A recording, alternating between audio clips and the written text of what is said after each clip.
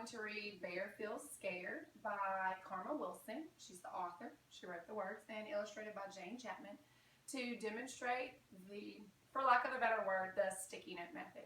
This method, you're going to use sticky notes throughout the piece in order to kind of verbalize your internal monologue to help your students learn how to get a better grasp of the story itself and how to increase comprehension.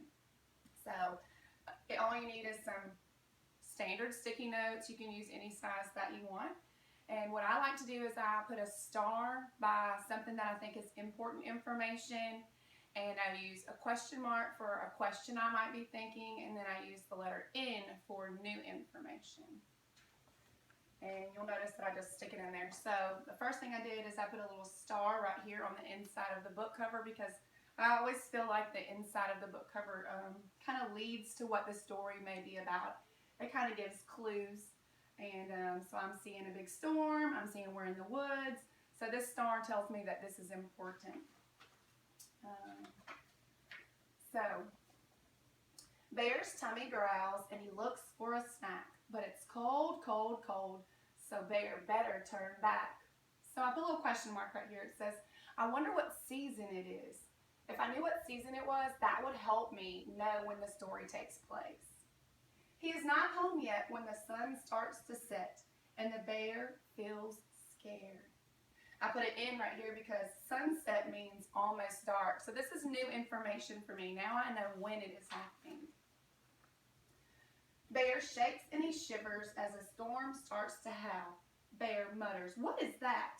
Are there spooks on the prowl? The path gets dimmer and the sky grows gray. Bear looks to and fro, but he can't find his way. He huddles by a tree and he wails, poor me. So I put a question mark right here. I want to ask myself or ask a friend, what does the word wails mean? I know about the animal, the whale, but it doesn't look the same in this story. And the bear feels scared. Meanwhile, back in the warm, cozy lair, friends start to worry for their poor, lost bear. Now, I've read some other bear stories, and I remember these characters from our other bear stories, so I put a star by here because I felt like that was important information. It is late, Mouse squeaks, and our bear doesn't roam. There's a storm, cries Hare. Shouldn't Bear be home? Wren tweets from his perch. We must all go search. What if Bear feels scared? The friends bundle up and begin to prepare. They form a search party for their lost friend Bear. But Bear is all alone and he sheds big tears. There's a noise in the forest and he feels big fears. So now I've used my picture clues, and I think that it is fall because I noticed in these pictures the leaves are brown, red, and orange. So I put a star by there because I felt like this was important information. Especially if you've been reading the Bear series, you notice that all the Bear stories are set in a different season. Bear trembles in the wind, how he longs for a friend, and the bear feels scared. Badger lights a lamp and he shouts, let's go. All the birds search high while the rest search low. With the flounce in a flutter, they set off together. They trudge down the trail through the wild and wet weather. Now I'm curious, what does the word trudge mean? I haven't really heard that word a lot, so I put a question mark right there. They call, ho bear, are you there? Are you there? And the bear feels scared.